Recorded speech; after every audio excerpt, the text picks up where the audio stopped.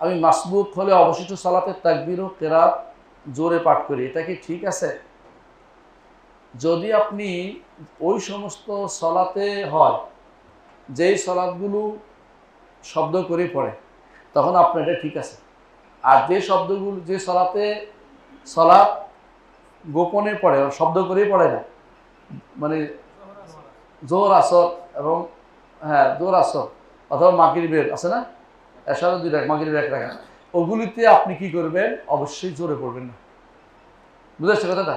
তবে এখানে মাগরিবের ঘরে তাকবীরটা দিতে পারবেন জোরে, এশার ব্যাপারেও তাকবীরগুলি জোরে দিতে পারবেন, কিন্তু কেরাত যেহেতু ওখানে জোরে নাই, আপনি দিবেন না। আমাদের আমাদের কাছে যেটা আমরা বলেছি, ইমামের সাথে যেটা পাইছেন এটা প্রথম সালাত, আর যেটা পরে পড়ছেন এটা পরের সালাত। আর পরের সালাতে তো আপনার কি নেই, কেরাত জোরে নেই, আপনি জোরে পড়বেন না।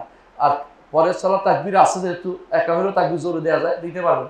কিন্তু যেটা এই জোহর আসরে, এটাতে তো তাকবীরও জোরে নাই আপনার, আর এও জোরে নাই, তাই না? আপনি এগুলিতে আস্তে আস্তে পড়েন, কথা বুঝছেন? কারণ এগুলিতে রাতের সালাতে হচ্ছে জোরে পড়া নিয়ম, দিনের সালাতে জোরে না পড়া বা মনে মনে পড়াটা হচ্ছে নিয়ম। এটা এইভাবে আমল করবেন ইনশাআল্লাহ। জি।